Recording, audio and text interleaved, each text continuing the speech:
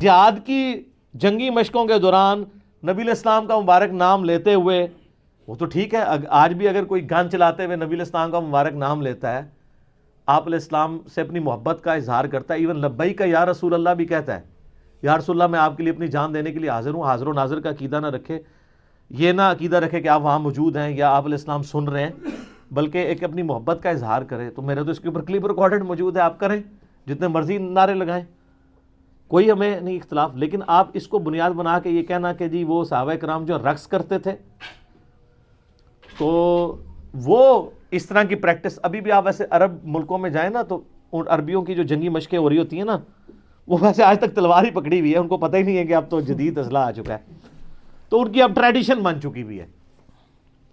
تو اس طریقے سے اگر کوئی جھومتے ہوئے کر لیتا ہے تو ہم اس کے اوپر کوئی شرعی فتویٰ نہیں لگاتے، نام یہ کہتے ہیں کہ اس طرح کا کوئی رقص کرنا وہ حرام ہے.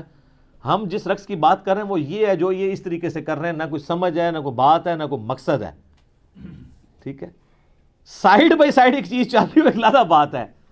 اور بڈھے ویلے 60 سال کے بابے وہ جس طرح جھوم رہے ہوتے ہیں، خدا نہ خواستہ کسی کو چکر آ جائے اور اوپر سے آ کے نیچے گر جائے اور شہادت کے مرتبے میں فائز ہو جائے، پچھلے اس کو روتے ہی رہیں. تو یہ تھوڑا دیکھنا چاہیے. اور وہ پھر جب وہ میوزک وہ اتنا تیز ہوا ہے، وہ بابے اور تیز ہو گئے، اس میں آپ دیکھیں نا ویڈیو میں، تو ڈاکٹر صاحب خود بھی پریشان ہو گئے سر کہ میرے متے ہی نہ لگ جائیں.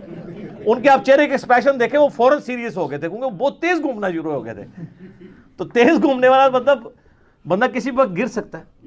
اس طرح کی چیزوں پہ ذرا دیکھنا چاہیے کہ قرآن و سنت میں کیا دلائل موجود ہیں، اس کو دیکھ کے چلنا چاہیے. اچھا، ایک بخاری مسلم میں ایک اور حدیث بھی ہے کہ عید کے موقع پہ کچھ حبشی اسی طریقے سے جنگی پریکٹس کر رہے تھے اور وہ جھوم رہے تھے. تو سیدنا عمر وہاں آئے تو انہوں نے زمین سے کنکریاں اٹھا رہی ان کو مارنے کے لیے کہ کم پایا جائے تھے. تو نبی علیہ السلام نے منع کر دیا. آپ نے فرمایا یہ عید کا موقع ہے، خوشی کا موقع ہے. تو اس طریقے سے، لیکن وہ کسی مقصد کے خالی نہیں کوئی کہ آپ ناچنا شروع کر دیں، کسی مقصد کے ساتھ اٹیچ کوئی چیز ہو. ہاں کسی کو وجد واقعی نیچرل آ جاتا ہے، اس کے اوپر بھی کوئی گرفت نہیں ہے.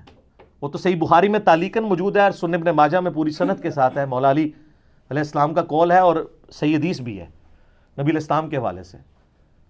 امام بخاری تو مولا علی کا قول لے کے، ابن ماجہ میں تو مرفوعاً ہے، مولا علی سے نبی علیہ السلام سے انہوں نے بیان کیا کہ 3 لوگ ہیں جن کے اوپر کوئی گرفت نہیں ہے.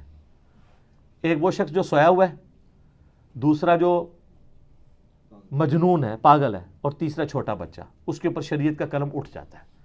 تو اگر کوئی جنون والی کیفیت کسی پہ ہو جاتی ہے اور وہ کوئی نعرہ مارتا ہے، بے ہوش ہو جاتا ہے.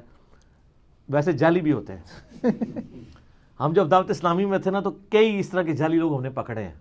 وہ آپ کو پتا ہے وہ لائٹس آف کر کے ذکر کراتے تھے اللہ، وہ آپ اتنی تیزی سے کریں تھوڑی دیر بعد ویسے ہی چکر کے بعد بندہ گر جاتا ہے. ایک نیچرل چیز ہے نا، اتنی دیر سے زور زور سے آپ ہلا رہے ہیں.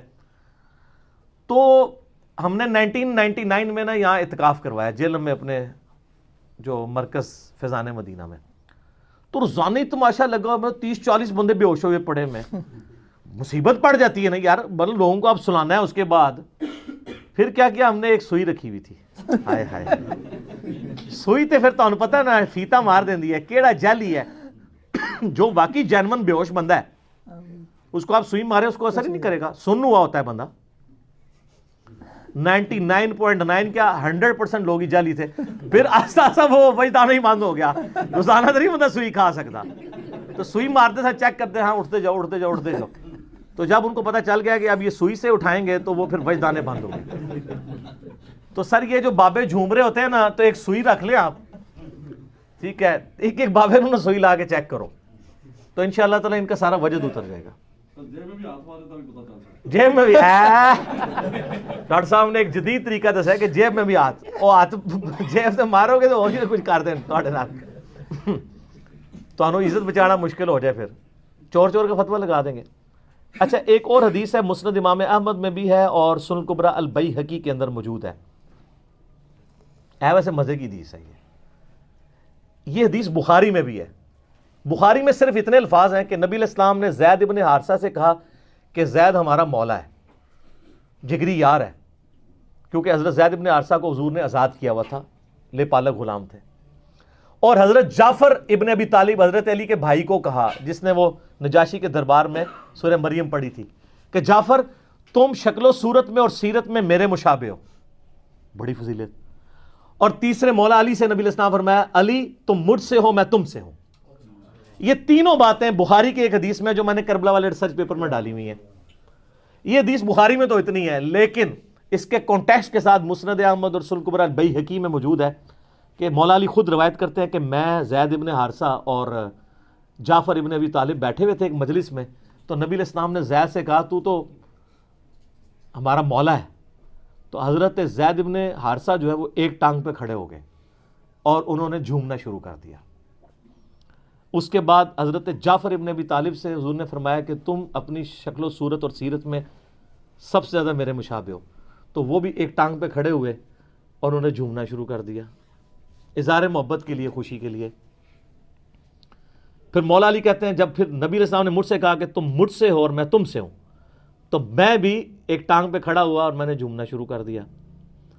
اس حدیث میں ابو اسحاق مدلس ہے, ان سے روایت کر رہے ہیں, سما کی تصریح نہیں ہے, روایت تو ضعیف ہے.